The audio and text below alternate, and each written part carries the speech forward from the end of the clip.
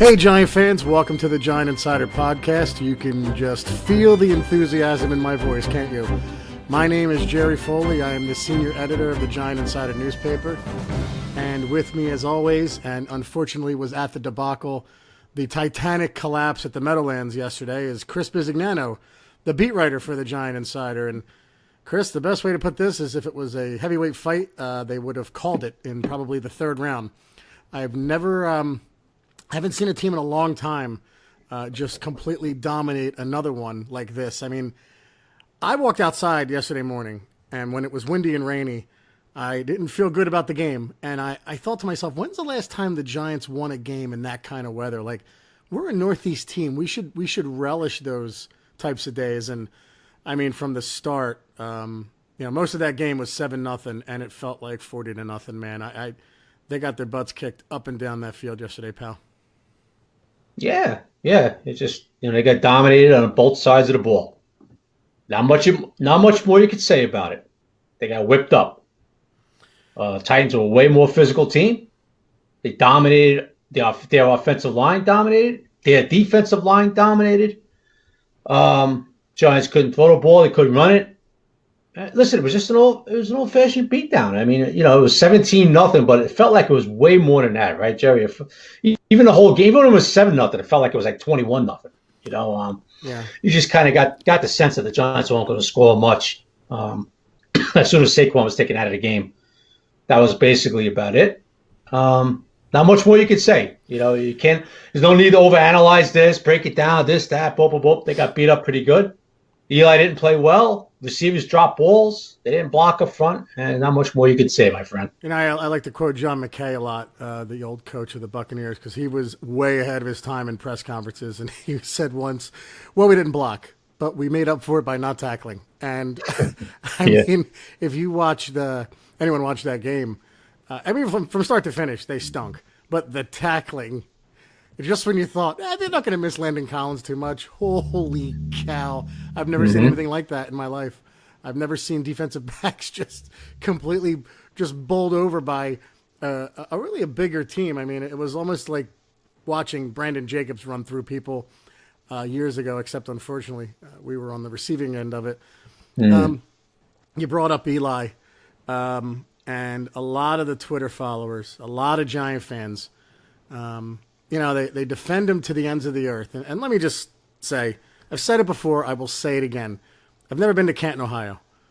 And when Eli goes, I'm going. I want to watch him go in the Hall of Fame. He's a class act.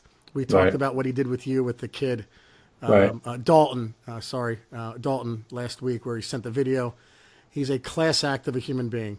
He brought 2 championships. And anybody who says that the defense drugged them there, that they didn't watch it. They didn't watch the playoffs. Eli was incredible in both playoff runs, especially in 2011. Yep. But if you watched that game yesterday and you came away thinking that the Giants don't have a quarterback issue, I can't help you. I know they threw the ball too much. We'll talk about Shermer. But the ball was wet for both teams. Now, Mariota didn't have to throw it much. But did you see a guy on the other team struggling the way Eli was? He was backing out of passes when there wasn't a rush. And yes, the line was not good yesterday. But he was throwing off his back foot. The turnovers were ridiculous that he threw yesterday. And when fans say, is there a better option? Guys, he's 37. He still gives you the mind-numbing interceptions and the mind-numbing plays. His arm is getting weaker. You can see it. If you don't think there's a better option, then I can't help you. I think you're insane, because there has to be a better option right now at this stage of his career. So this whole thing's not going to be about Eli Manning, but if you think he wasn't a reason as to why they lost, you're wrong. He contributed to the loss, no question about it. It was a team effort, yes. Jerry. There's a lot of frustration because, listen, Eli will go through stretches where he plays great. He'll go through stretches where he doesn't play great, and he always seems to have a stinker at the end of the year. I guess this was it yesterday. Was it all his fault? No, but he definitely contributed. You can't be in a plus territory and throw a horrific interception. You can't be deep in your territory and have a stupid fumble like that way, And you have to take the sack there. This isn't a rookie. This isn't Lamar Jackson playing. He's just getting his feet wet. This is a 15-year veteran. And two out of the last 3 weeks, that was some of the worst turnovers I've ever seen, where it looked like he threw the ball with two hands 2 out of the last 3 weeks. I mean, come on. You're 37 years old. Take the sack. And Chris, the worst part about that second one was he did it after the first. So he threw the interception. The Giants are driving. It's 7-0. He throws the interception, right? Yeah. I think, oh, here we go. It felt just like the Eagle game, where an interception takes any momentum they have completely out of it. The Giant defense, for all of their awful tackling, stopped them, made the Titans punt. That next fumble, whatever you want to call it, two-handed interception, fumble, flick of the wrist, I don't even know what the hell to call it. That happened after after the Giants stopped them. So the defense, as bad as they played, had them in the game with, I don't know, 7 minutes to go. So, Yep. Look, man, we're going to go through everything, but I just want to address Twitter followers, Giant fans everywhere. I love you. I'm a huge Eli Manning fan. I am. He was on my Christmas card one year because I was fortunate enough to have my kids go to camp with him, where he took a picture with him, and it was Merry Christmas from the Foleys and Eli Manning. But it's over, guys. It's over. If you I don't want to keep going off on it, but they have to move on next year. Well, it's a very valid point, Jerry. Eli has to have everything go right for him to succeed. This isn't the 2011 San Francisco playoff game where he's in a pocket and he's getting a beating and still making throws downfield. Right. And if anybody could honestly say they still see that in Eli Manning now, or they can honestly see that they see Eli's vertical game like he had when he was younger, that was a big part of his game, right? He was one of the best downfield throwers. One of the best in the league. The game. Yep.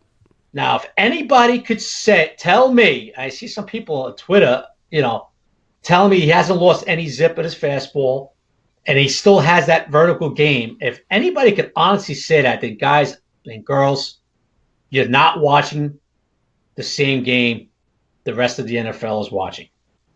Okay?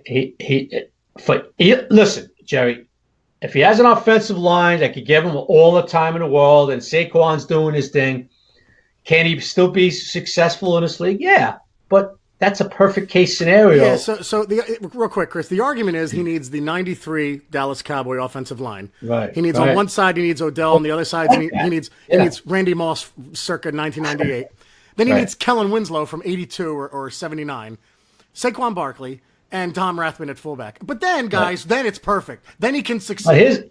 Right. You're right. Yeah, listen, Jerry, here's the thing, is that, first of all, we don't have a team like that and probably won't next year. And number two, are you going to get that 10 times in a season where you get 10 wins or 11 wins to get you in the playoffs? Right. I don't see that. I might see it 2 or 3 times from Eli during the course of the season, or 4 times, like it's happened a few times this year, where everything falls into place. The other team's beat up, Saquon's running well. But you're not going to get that 11 times. We don't have that type of team, Jerry. Right. And I hate to say, because, it's the Eagles, but you look what the Eagles' offensive line did last year, and even when you looked at what they did last night, they didn't give up any sacks to Donald. But we don't have that type of personnel, right? And Eli needs that to succeed. This is not the younger Eli Manning where he can take a beating and throw touchdowns. And if anybody thinks they still see the 2011 Eli or 2010, 2009 Eli, guys, you're just putting blinders on. I'm sorry. Now, I'm not blaming Eli for everything. It's a whole team thing. All I'm saying is that it has to be a perfect will for Eli to succeed. And, it's just not there. Yeah, I'll finish it with 2 things. One, I'm totally with every Giant fan who says that Manning was screwed out of the last 5 to 6 years because of the offensive line. So I agree. Yeah. I agree. Yeah. But it's 2018. He's 37. And another thing, Giant fans, are you really going to pay $23 million to this quarterback next year when you can save 17 by trading or cutting him? I mean, if you tell me you're going to do that, if the Giants do that going forward, if the Giants look at that contract and say, yeah, this is our best option, $23 million to Eli Manning at age 38, they're going to have another losing season. And it's very possible. And it tells me that they're playing for Tua in 2 years. Jerry, and it's very possible that's going to happen next year. All right. Well, you know what? I'm just Jerry. Listen. I've been saying this, bud. I know you're right. You're right. And listen, I'm not saying A, it's definite, and B, you have to agree with it. I'm just telling you, my friend. Yep. And you know how I feel about this. And I talk to people in that building. It's very, very possible that they feel that we could do some things with the offensive line. We got a dynamic Barkley, and we could get another year out of Eli. That's all I'm saying, Jerry. No, I agree with you. I think it is a possibility. I'm just saying, if they're going to do it, they should think. Think long enough. I don't know. Hey, let's. Jerry, Phil Simms thinks not only next year. Phil Simms thinks 2020 also. Yeah, and I don't know how Phil Simms can. I love Phil Simms. Wears jersey on Sundays. I don't know how he can say that when so much can change in a week, let alone 2 years. And Jerry, can I just make one quick point? Yeah, and then we'll move on. I'm sorry to interrupt you, man. Buddy. But listen, I was there every day this year, and in training camp back in July and August, Eli had a real good zip on his fastball. He was throwing the ball well. But this is what happens, Jerry, to older guys. As the season moves along, like a pitcher in baseball, a lot of times you start losing some of that velocity. And, to people say you can't throw in the rain, I don't know what that means. You can't throw in the rain. You can still throw a zip in the rain. Why? Because you can't grip a ball? Of course you can grip a ball. That's why they drive for it. You never saw Tom Brady. You never saw guys have 300-yard games in the rain? Are you kidding me? No, I mean, I see it. It's as if it only rained really hard when Manning was on the field. I see it, Jerry. I see it every day with him. He doesn't have the same arm strength now as he did back in July, and then the same thing will happen next year. And if anybody thinks he still has that real good arm right now, you just said Eli. You just got the blinders on, and you're an Eli apologist. It's not reality. I'm sorry. All right, let's get off Eli because I think half the people probably just stop listening because they can't handle the truth. But anyway, hey guys, look, good news. We're going to go to Pat Shurmur now, and on a day when they couldn't run the ball and it was clear that they were clearly struggling passing it, he decided to chuck it up 44 times. And Chris, I don't know what the answer is here. I've kind of gone back and forth in my head with this one because Saquon couldn't run, so at that point, what do you do, right? Like, what's the next thing? We tried screen passes, and you called out one that Evan Ingram was open and would have had about 40 yards to run, and Eli sailed it 30 feet over his head. So, yeah. Oh, it was the rain. I mean, what's the answer here, bud? Like, you tell me because I don't know. I mean, do you keep running the ball with Saquon? I would. If I had a gun to my head make that decision, I say you got to give it to Saquon more than they did yesterday, even if you're not having success, because the score is only 7-0. Yeah, listen, they threw the ball 17 times in the fourth quarter, Jerry. That's true. When they were down by 17, the numbers are a little skewed. You know what I mean? Yeah. They threw it 3 or 4 or 5 times before the first half ended to try to get something going there.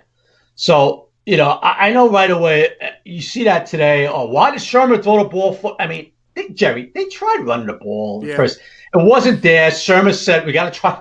It wasn't there, Jerry. They were not going to run the ball yesterday. Yeah. The Titans manhandled the Giants up front. They did. Yeah. And Shurmur threw the ball. He was trying to throw it because when you can't run it, you got to try to throw it to loosen them up a little bit. But, they couldn't throw it either. I mean, they missed Odell. When you have a guy like Odell out of the lineup, he is missed. Which is kind of poke fun at another theory last week. The argument about we really need Odell. Yeah. We're not a bad offense without Odell. We like to do this. Okay, I mean put that to rest. Yeah. If people don't think we need Landon Collins, Derrick Henry running all over our faces kind of put that to rest yesterday.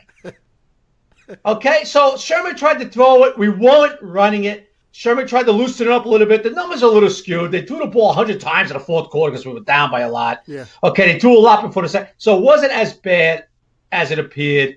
But, sometimes, guys, it's about execution, too. Shurmur, every loss, it's, Shurmur threw it too much.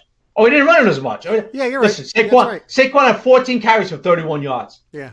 And one of them went 17, so it would have been 13 for 14 if not for that one run. Right. Mike Vrabel, they all came out and said, we were not going to let Barkley beat us. Of course, that doesn't mean they were going to do it. Yesterday, they did it. They were manhandled up front. They were a better team. The Titans showed different looks now. All right, this came out of the locker room. Sherman could deny it all he wants, but some players have said it. They showed a couple of different looks the Giants really weren't ready for. They really adjust quick enough. Kind of fooled them someplace. Some formations are from what they were doing. Yeah. I'm not going to mention names, but that came out of the locker room. Yep. And they're just a bad day all around. Plus, listen, Jerry, you got to beat the guy in front of you. They didn't. Yeah, I mean, look, there's games where you just got whipped, Jerry. There's games where you just get your butt kicked, and it's as simple as They that. got their butt kicked. And that's kind of what happened here. I mean, you tweeted it. It's not much to analyze. He just got murdered, but I mean, absolutely, Jerry. Folks, if you think Saquon's going to rush for 160 yards every game, it's not going to happen. So that's when you need your quarterback to win a game for you, right? When one part of the game is not going, the offense is not going like the running game, the quarterback has to step up. The receiver's got to catch the ball. Guys got to get open. You guys got to hit him. The whole deal. Didn't work yesterday. One thing I'll ask you about with Shermer is he used both challenges in the first quarter. Now, I actually think he should have won both of them. The Buffoons on TV were saying, well, you can't tell if his heel's down. I mean, I thought my head was going to explode. I think it was Bruce Arians. Well, you can't tell if his heel's really down out of bounds. I'm like, you could almost see the blades of the turf hitting him, but he was challenging really for like a matter of 10 yards. I just thought it was a weird challenge. Right. Yep. I thought it was a weird challenge to make that early, especially when he just had one. It's almost like sometimes you wonder with Sherman. I like him. But do you know the rules here? Because if you lose this one, you don't get another one. You're right. Listen, I tweeted that right afterwards. He clearly was out of bounds. Sherman was right, Jerry. He was right, but like you said, was the risk reward the whole act, right? I mean, was it worth it? Right. Because all right, even if you win that, you're going back 9 yards. Yeah. It wasn't a crucial part of the game, or wasn't a big first down or something like that. You understand? So what happens if they look up in the booth, the NFL, whatever buffoons are looking at the replay are saying to themselves, oh no, he was in bounds. He wasn't out of bounds. God help me, what buffoon was looking at that replay? But this is the world of the NFL. You don't know what you're going to get. Yeah, it's run by buffoons. Why does the NHL get it so right? Why does the NHL get it? I mean, because they got competent men in Toronto. Oh my That's why. God. Do we have to? What do you have to shift the headquarters to Toronto then? I don't know, Jerry, but they have competent men in Toronto. They have buffoons on Park Avenue. All right? It's run by a buffoon, the league. Well, but the investigators are buffoons. But then there's also 3 more of them in the announce booth saying, I don't know if his heel hit.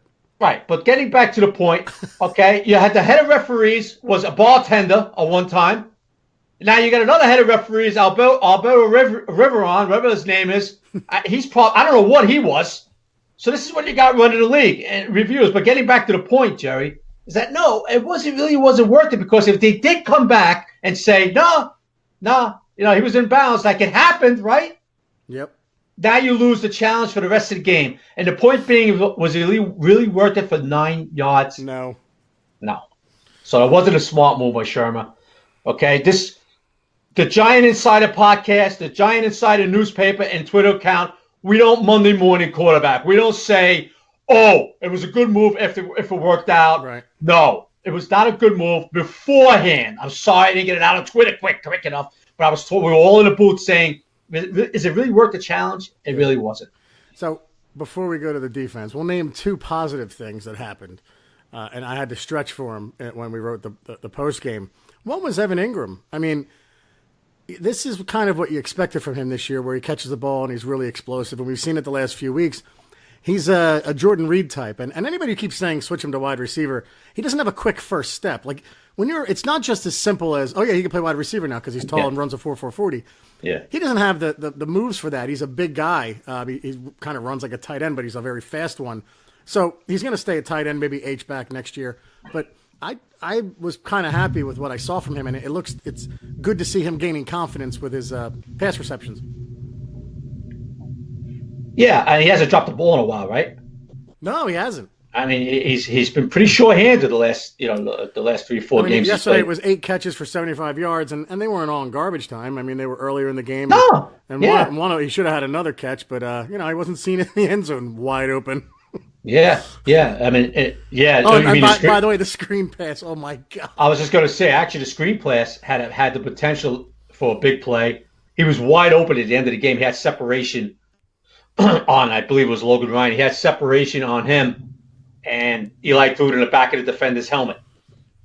So Cool. it was awful, but England was a bright spot, no question about it. You know what, Jerry? He's finishing the season strong. Yeah, he is, and I'm glad for him because you interviewed him early on. He did an interview for us. A nice kid, good kid, a lot of talent. Just Talented kid, yeah, bud. just want him to be able to kind of keep it going. And the other thing was Riley Dixon. He was our premier player yesterday when he bobbled the punt and took off for 14 Yeah, yards. I said Riley yeah. Dixon is such an upgrade over Brad Wing in every aspect of the game. Yeah, it was pretty funny. I actually thought maybe that was designed at first, and then no, it wasn't. He dropped it, and he kind of bobbled that snap by Diaz. It was a good snap by Diaz. He just bobbled it, and he looked up, and he saw he saw every Titan, Jerry, turned around and just went into punt coverage. It was funny. Not even one guy even looked back at Dixon, and he ran off for the 15 yards wherever he got. So, listen, it worked out. It was a smart play by Riley. He saw nobody was coming, leaving, looking at him, and he took off, and that was one of the few bright spots. And of course, we didn't score on that drive anyway. That's right. In fact, not only did we not score, Chris, they didn't move. No. It ended up being 3rd and 10, and then I think it got sacked. So Yeah. Riley Dixon kind of brought life back to the offense, and we did nothing. So Yeah. all right, defense. Let's go. So completely blown all over the field, but 7-0 still. I couldn't get past the score. I'm like, yeah, it's Yeah. halftime. It's 7-0, and then into the third, Manning was driving, and then he threw the interception where he stared down Russell Shepard, and the safety Bayard or Baird, whatever his name is, he didn't look inside to Sterling. He stayed outside with Russell, made the easy pick, and then we had the two-handed pass or the switch left-handed pass or the fumble or whatever the hell you want to call it. But the defense, for as many tackles as they missed, they had him in the game. And then it just this is this team now. Like they make a 4th down stop and Morrow grabs Mariota's face mask. Like it could have been 10-0 there, and the offense wasn't moving, but. It was still a game, but I mean, my God, the missed tackles, Chris. I know you pointed them out. Ogletree got lambasted by Mariota, which was embarrassing. And it just, there's guys that we don't expect to do well, like Curtis Riley continues to be awful. B.W. Webb had a bad game. He's been pretty decent for them. But like Ogletree, but Goodson had 9 tackles, but they were all downfield. So Ogletree regressed one game. It's one game, but they need.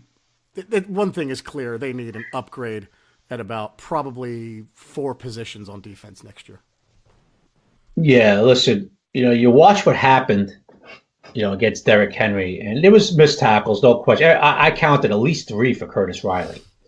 So there was missed tackle, but it was a lot of the gap reads, Jerry. So, Chris, the ones that you count, are they the ones where he takes bad angles and completely misses too? Because then it's like 7 or 8. Oh, well, I'm not even counting the bad angles. I'm just counting out and out misses, missed tackles.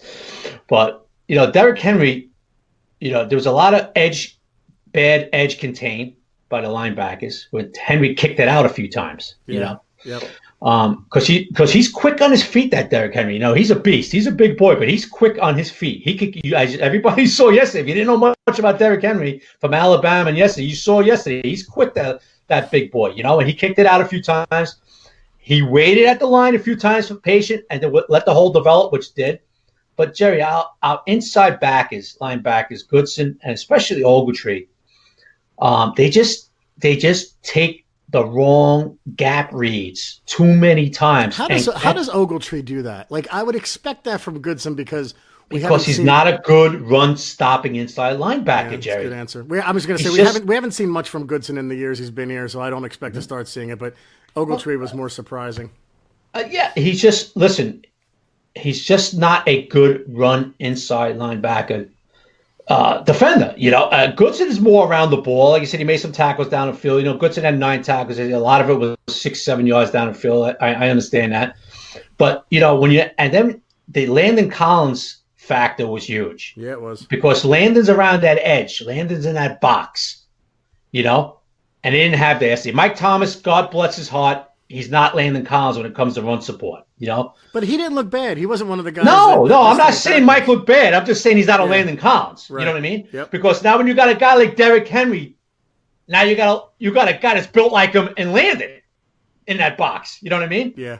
So so Mike did some things, Thomas, but he's just not a run stopper like Landon. And then Curtis Riley, forget about that. He took so many wrong reads yesterday, and then he missed tackles when he did have a chance for a tackle.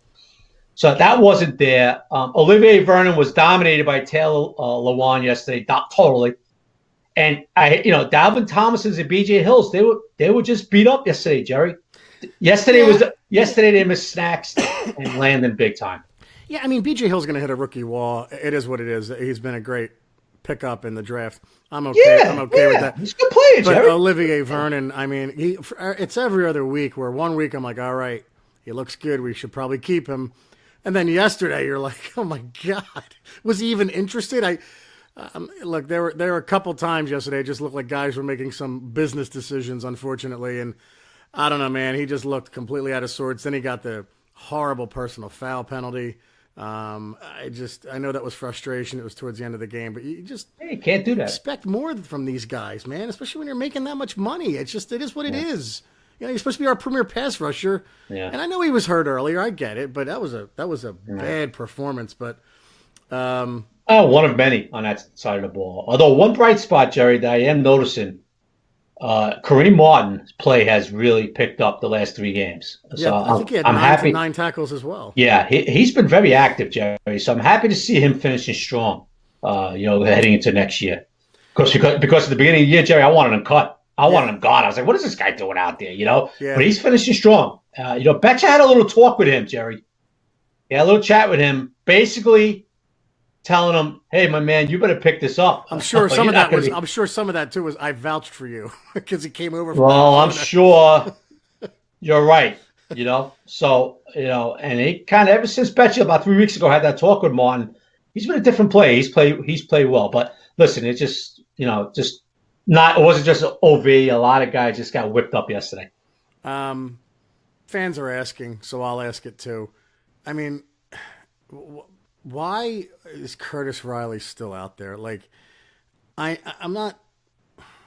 I know that he knows the defense, but he just looks so bad so often. I just don't know why you wouldn't try almost anyone else at this point, because there's 2 games left.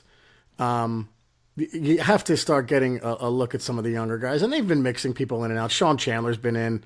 I think he could have a spot on this team next year and in a reserve role. Mike Thomas, love what he brings to the table. I don't know, man. I just when I see a guy like Curtis Riley, it's like when C.C. Brown was here. I don't see much difference in either one of them. And you think, I mean, can't we just? Isn't there a safety on our practice squad that we can give a shot to here? Nah. That's the sad part. There really isn't, Jerry. Oh my God. I don't know. I guess you could throw Chandler. We'll see what they do the last 2 games. But Riley's been there from day one. I mean, he's just not that good. But they've been keeping him in there, man. I guess they just feel like there's nobody else, Jerry. That's all I could come up with.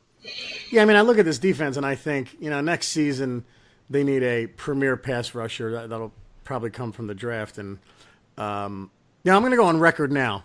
I'm going to put it out there now that if the Giants don't go quarterback, I think there's a draft pick that is so easy for them to make. I think they probably have it penned in now. Zach Allen from Boston College, the defensive end, who, the Maras can't help themselves when it comes to Boston College. Yeah, Half the family went there. I just see that he's a top 10, top 15 pick. And if the Giants are picking 8 or 9 and they don't go quarterback and he's there, that's the pick, guys, I think. But anyway, you look at the team and you say, well, they need a premier pass rusher. They probably need 2 linebackers, a corner, a safety. They need a lot of help, man. They're a weird team, this Giants team. They really are, because they're so good in some spots and in others they're just completely depleted. And this is what happens when you turn over the roster 30-plus people. But I would say they need – I wouldn't surprise me if there's 4 or 5 new starters on defense next year. Yeah, this is what happens when you don't draft well for the last 7 years. Yeah. This is what happens. You have to turn over the roster, and there's, 13 guys from last year? So, yeah. as far as defense, yeah. Listen, you're saying the safety. That's if Landon comes back, Oh, right. Yeah. right? We don't even know what's going on, what's going to happen with Landon yet. I mean, personally, I think you're with me on Jerry. I feel he will be back, but you don't know, right? You don't know. Yeah. So listen, I don't know what they're going to do with Jenkins, right? He's a big salary cap next year. You don't know what's going to happen with him, so you might need two corner. I mean, listen, this kid Beal is going to get a shot, but we don't know much about Beal. We don't know if he's going to be able to Oh, God. start. Giant fans are talking about Sam Beal like he's like he's Patrick Peterson. Talib. Yeah, I mean, we don't know what Beal is yet, right? And Jerry, I hate to say it, man. I was with Sam Beal a few times talking to him. He's not a big kid, man. He's a thin, he's just a, he's kind of tall, but he's thin, man. He's not a big kid, so I'm sorry. He's not a wide kid. He's thin. He's tall. Right. He's pretty tall, but he's not, wide. Yeah, so listen, we don't even know what he could do. Right. All right. Yeah, he was good in college, and we spent the three on him, the whole deal. But you don't know what he's going to turn out. I mean, if I had to guess now, and it's pure speculation, I would guess Jack Rabbit comes back and Vernon goes. Yeah, it's a very good possibility. Olivier had a couple good games as well. He's been invisible a few games. So yeah, that's possible, man. One more thing about the offense. Kyle Lauletta is not starting this week. He was degraded, downgraded, or degraded, whatever, to the third spot. You've made the point that the organization probably doesn't look at him very highly. What's the point in not looking at him at this point, Chris? I mean, I know he came into the Redskin game, went 0 for 5, and looked terrible, but is that just a clear indication? Like, all right, he's probably gone next year. We're definitely not going. He's not part of the future, because if he was, I'd have to think he was starting these last two games, or at least one of them. At least, Jerry, if he's not active Sunday, that is the telltale sign. And why do you think that is, though? Because he's a 4th round draft pick, Jerry. They're out of the playoffs. All right, if you want to play Eli a little bit, but you can't. No, but I mean, I'm sorry. I mean, why do you think he's not active? Because he just has not grasped this NFL game. Okay.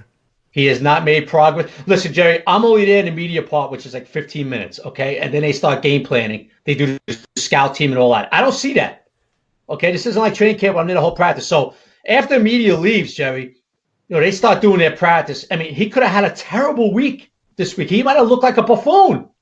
where Shermer said, hey, we still got a playoff shot, so God forbid something happens to Eli, I got to get Tanny in there because he looks better than this buffoon.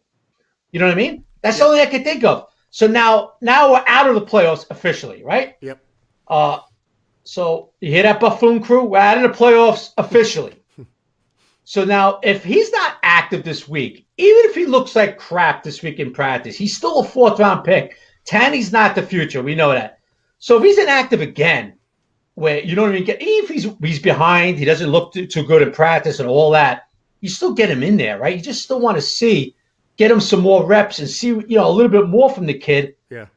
And so if he's inactive, Jerry, these last 2 games, if he doesn't see any action against the Colts and especially the last game against Dallas, yeah, to me that is the right. Me personally, Jerry, how I feel. I think the writing's on the wall anyway. Yeah, you but it will definitely be on the wall if no Lauletta. And Sherman was asked about Lauletta today. And you think he'll be active Sunday? And right away, Sherman's like, I don't know. We'll see. Not like, we're going to start taking a look at him more. But no, we'll see. That's what he gave last week.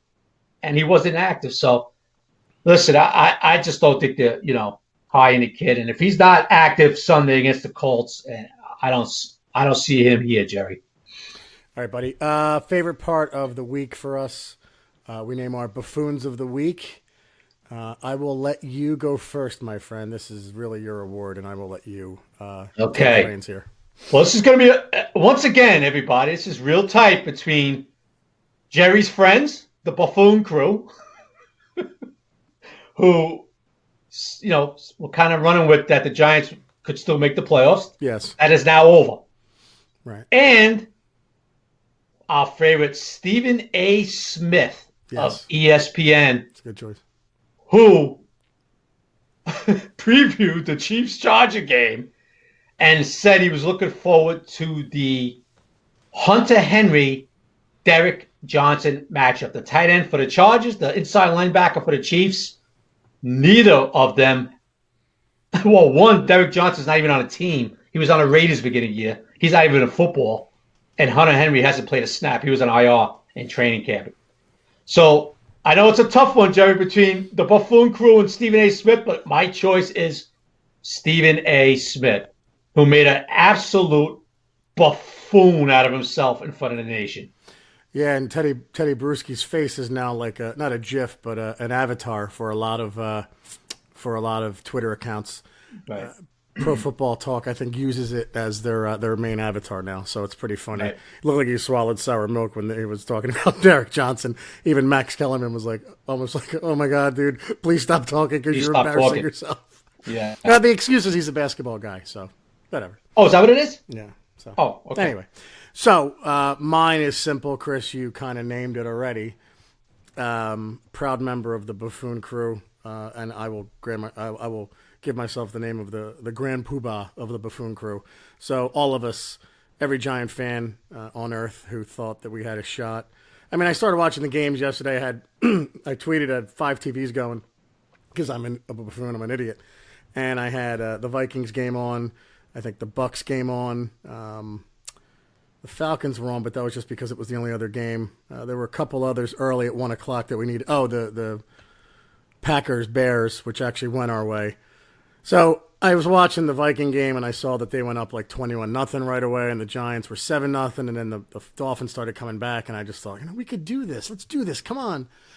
And at the end of the day, what is it? 5 out of 6 losing seasons. The last time we made the playoffs was 2011. 6 out of 7, bud. Ladies and gentlemen, well, 5 out of 6 losing. We were 9-7 in 2012. Oh, I'm sorry. Okay. So there you go. There's that. Ladies and gentlemen, I gladly name myself, my buddies in the Buffoon crew, as the Buffoons of the week because we're all idiots. Every Giant fan who thought we had a shot is an idiot. I apologize for getting anyone's hopes up if you didn't have them up already. And yeah, that's that, buddy. Congratulations. Yeah, no, it feels good. It feels good to kind of get that out there.